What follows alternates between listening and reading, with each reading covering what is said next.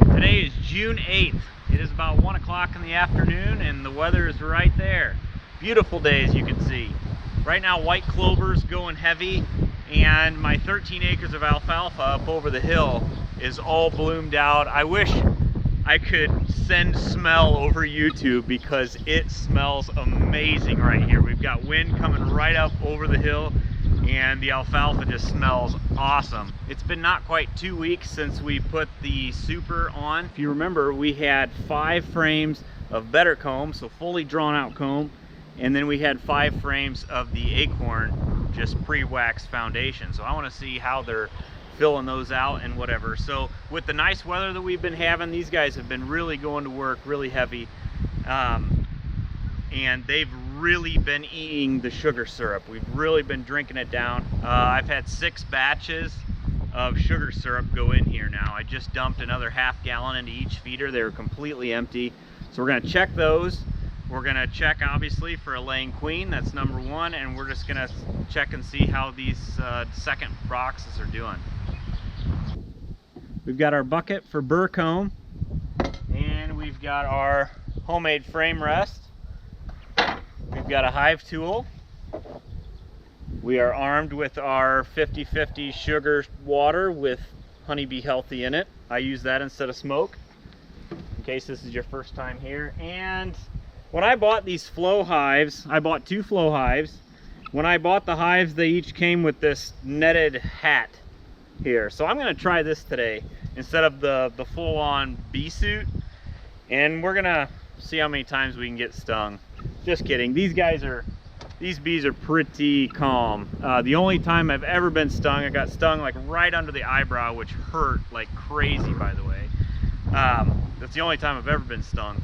But I was in the hives. I had them open for quite a while, and I was really rustling some things up, and I shouldn't have been in there that long.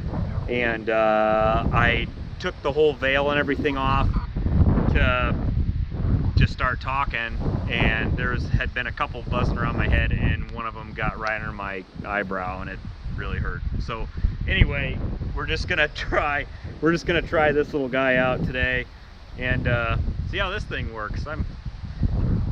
The bee suits are hot. I have a vented one, but even like a 70-75 degree day, like you're hot and you want to get that thing off as soon as you can. So I want to try this and see how it does.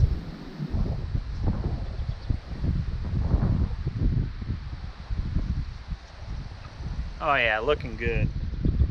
The bees are still taking a lot of sugar syrup in. Even though the nectar flows on really well, they're still taking it in. So we keep feeding them. You can see the black mold forming here. Like I said, this was my 5th batch. I think it stopped blowing. This is my 5th batch of sugar syrup in here, and the second time I've changed the feeders. And you can see the black mold going. But this is from my 1st batch of sugar syrup. And this just had a little Honeybee Healthy in it. Look how there's no mold in this at all. Honeybee Healthy will preserve your sugar syrup, although the bees prefer just plain sugar water, and that's why I don't put any in there, which maybe I might start putting in like 1 teaspoon per quart, or a ½ a teaspoon, just to get rid of the mold. But we're gonna have to change that feeder out here as soon as these guys take this down.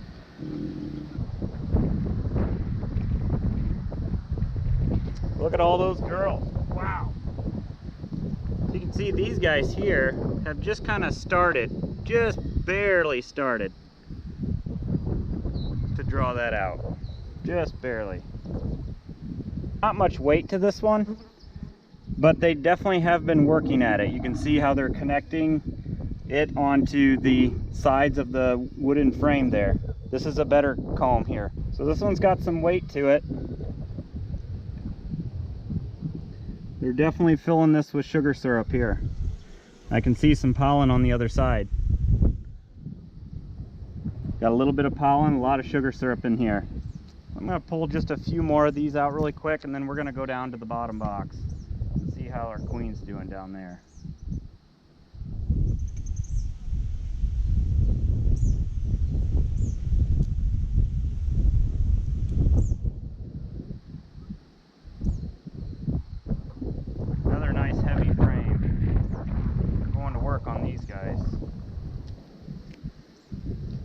Put a bit of burr comb on the bottom of that.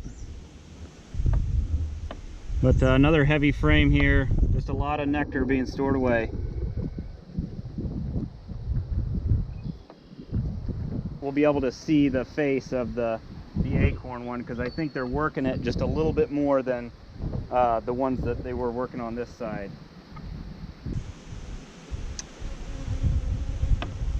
Same story here, just a lot of weight here, a lot of nectar being stored away. That's good, because we're creating that honey bridge. I want my second box to be a honey bridge. I don't want a lot of brood to be made there. I want the queen to stay down in that bottom box, and that can help us not have to use a queen excluder when we go to put our flow supers on, our flow frames, because she won't cross that and lay her eggs in two completely different areas. We're a bit on the windy side. These bees are definitely feeling the breeze across the front here. Oh, you know what? We've got a lot of Michelin men. We've got a lot of Michelin men in here. There's a lot of brood in this frame, actually. If you can see all those guys in there. There's a lot of brood going in this frame right now. But there's a ton of nectar and stuff up on the top. They've deepened these cells here some around the outside where they're storing the nectar, but where they're putting brood, they didn't draw those out much more than what the factory did. Yeah, you can see how they're drawing this out now. Oh, that's cool. That's really cool. I like that. They're drawing those acorn frames out. Even on this side, they're drawing out. Nothing being stored in it yet. Well, actually, there's one little thing of pollen right there that's already getting stored. But other than that, no. Okay, let's go down. Let's go down to the other box here. They're still not utilizing these frames very much here on the outside. Not a lot stored in here. They have worked them a little bit, but they would prefer to go up rather than out at this point. A little bit of pollen, some nectar in there. Look at all that brood. That is all brood towards the center. So the difference here, once again, this is all brood here, this whole shape. That's all brood. This is all capped honey around the outside. There's not a lot of pollen on this side of this frame here. Lots of brood, lots of honey right there. Here's a nice big drone. Let's spin this guy around. Get off the bottom there, girls.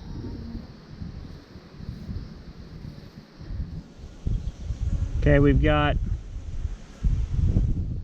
a lot of different stages of larvae in here, capped. A lot of capped honey on this frame, on this side of the frame, I should say. But a lot of larvae here getting ready to be capped. And there's just some nectar stores kind of spattered in there. But a nice little frame of brood on that side, and a nice big frame on the other side there. A lot of drones on the bottom. Got a fair amount of drone brood down here. Some capped here, but regular brood here, and just nectar and honey up here. This is capped brood here. Look at this big guy. Whoa, that's a big mother. Big old drone. Just a number of drones here. You can see quite a few drones running around in here. That's a good healthy colony if they're producing drones. But this is all this. There's just a fine line right here between what's capped brood and what's capped honey now. So there isn't that big pollen layer that we've seen in the past. The bees are starting to get a little bit testy with me. Starting to buzz a little bit, so we better just close them up, leave them alone. We've been in their house for plenty of time here.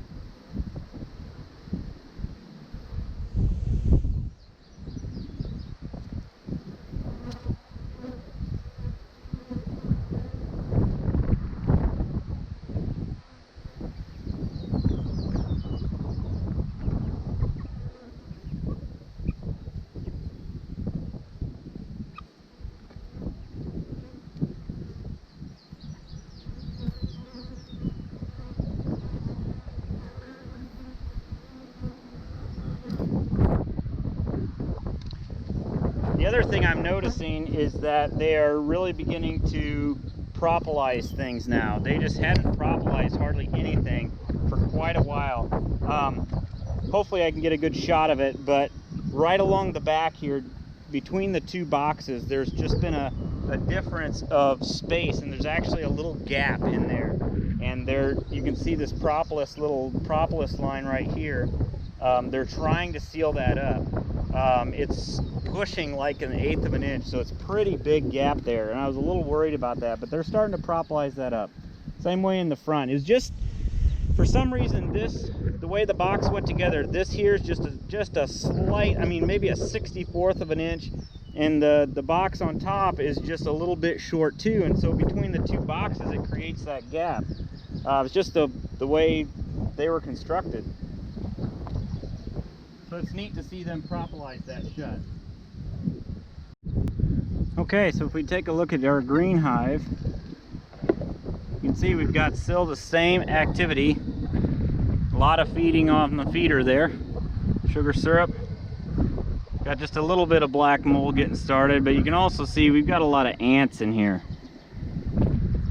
Now I had the burlap in here, and about a week ago, more like 4 or 5 days ago, I pulled the burlap out because there were so many ants up in here. They were laying their eggs and stuff, and I'd pull the burlap up a little bit and they'd go scurrying off and carrying their eggs around and whatnot. So I looked at the forecast, doesn't look like a lot of rain, and so I pulled the burlap out, and obviously high temperatures, and so we're not worried about, you know, cold temps and wind getting down inside the hive again for a little while anyway. And because of the ant issue, I pulled them out, and so I'm happy to see that there are no ants really just running around. There's 1 or 2 here or there, but there aren't near the numbers that there used to be in there, and but yet there's some in here that have died in the sugar syrup itself, so that's fine. But we'll leave the burlap out at least for a while till I know that the ants issue has gone away. You can see the bees with their abdomens kind of sticking out. They're way deep in the cell. They're putting nectar in. So it's got a little sugar syrup on this side. And on the other side, we've got a fair amount of sugar syrup, a little bit of pollen. So let's go down and see what the brood box looks like.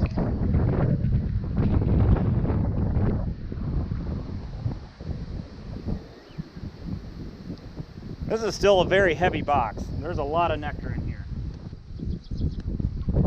Definitely no brood, but we've got a lot of nectar in here. So they're actually using it, unlike gray hive. They weren't really using the outer ones very much. They got a little bit of nectar in there, but this one here is full of nectar. We're starting to cap it just on this side here a little bit.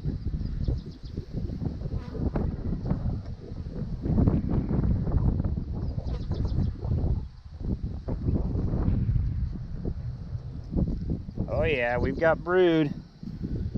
Lots of it, right on all on the 3rd frame there already. So just a little bit of capped honey on the outside, but a lot of good brood in there. We've got a laying queen. We don't need to find her. We've got one. You guys look really good. I mean, the numbers have just exploded here in the last couple weeks, and we knew that was coming because we knew of all the brood that was going on, and even now there's way more brood than there was 2 weeks ago. And so, I mean, they filled we've got 2 boxes full of bees here, and full of resources. So very, very good. Very, very healthy colony here. So the plan is going forward now, once they have filled at least 7 or 8 frames of the next box, the super, the honey bridge box, we'll call it. Once they've filled 7 or 8 frames of that, all with stores, they can have some brood in the bottom, that's fine. But as long as we got a good thick layer of honey up towards the top, then we can add our flow supers on. Whoa, this frame here is really crooked. I think some of these better comb, so these better comb ones were just held on by toothpicks. A lot of the newer ones, you put the wire support in, and you heat up the wire with electricity, and you just melt it in there, and it supports it a lot better. And I think they started filling this so fast, even before they fastened it on, that it kind of sagged and it drooped to the side. I don't know if you can see that drooping. So like it's very concave on this side and very convex on this side. So that really, I have to be really careful when I pull these frames out, and I have to have a lot of space so that I don't rub this side here on the next frame, especially if there might be a queen on there. We don't want to roll any bees. We definitely don't want to roll a queen. I don't see a queen on there, but obviously we've got so much brood in this hive that we definitely know that there's a laying queen in here, so we don't need to find her at all. We've got some, if I can scooch this over, we've got some larvae. Just, you can see it, the holes are starting to close up, the cells are starting to close up, and so they're capping that brood off there. So that's neat to see. No swarm cells, no signs of swarming at all. So they are happy. They have every bit of everything again. We've got a lot of larvae in here. Lots of larvae in there. Capped brood, honey, pollen. More capped brood on the outside over here. Capped honey over here. Lots of pollen over here. This is where they're storing all that pollen. A few drone broods right across the bottom right there. So, a great hive check today. Man, I'm excited. They are really working those second boxes in there. Those 5 frames of better comb, they've got them fully worked and finished off. They're filling them with nectar. Most of them are almost full. Just a few cappings started there that we saw. Even a little bit of brood in some of the bottoms. So we saw, what, 4 or 5 cells of capped brood actually, and a lot of larvae in there. So they're really going to town. The numbers have just exploded. A lot of drones. No swarming activity, so good. Keep checking those boxes. When 7 or 8 of these are full on the second box, remember this box here we are not going to take for our own honey. Okay, so we're leaving the feed on, and I'm going to keep continuing to feed them even though we're in a nectar flow right now. I've got the 13 acres of alfalfa just up over the hill here that is blooming out. They're getting that. Like that smell is just like wafting down here, and it smells awesome. So as soon as 7 or 8 frames of those are full, then I'm gonna pull the feeders out of the feeder shims, and we're gonna plug those holes, and then I'm gonna put the flow supers on, and then we'll put the feeder shim on top just for venting. And because it has the hooks on the side, and so then I can use the straps and hold everything down, and obviously the roof, and then that'll be the full summer, oh, what do you want to call it, the production configuration of the hive. And so we pull the feeders off when the flow supers go on, because we don't want sugar syrup in the honey that we're going to take off. The bees can eat it. The bees can store it away. They can really thrive on it, but we don't want that in our honey. We want the natural nectar from the environment to create our honey. And so we're gonna pull the feeders off when the flow supers go on. I'm really hoping, and it looks like it's gonna happen, that this box will be a true honey bridge, meaning the brood's gonna stay in the lower third of this second box and down into the brood box.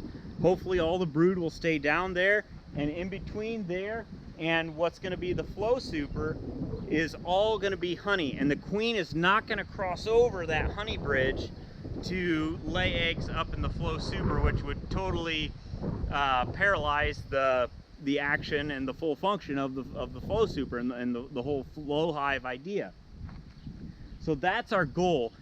The reason that we want that to happen is that if that happens, I don't have to ever put a queen excluder in here, because then in the winter, like in the late fall, when we're breaking things down for winter, we pull the flow frames off and we break it back down to this configuration right here. And so the bees are going to overwinter what looks like this. And so I should never have to use a queen excluder, which a lot of people claim that it slows down honey production. I don't know that for sure. This is my first year doing this. I've never tested that before. And so, but I hear a lot about that. And so if I don't have to use a queen excluder, I don't want to, okay? The other thing is drones can't get through it as well. And so if you happen to, you know, have an upper hive entrance, or if you happen to put a queen excluder in and you've got drone brood above that, the drones can't get down and get out, and so they end up dying in there. And so, you know, no good with any of those things. So I'm gonna try not to use a queen excluder. We'll see, but that's the whole point of this honey bridge. So I think that's it. I don't really have anything else. Thanks for coming along with me today.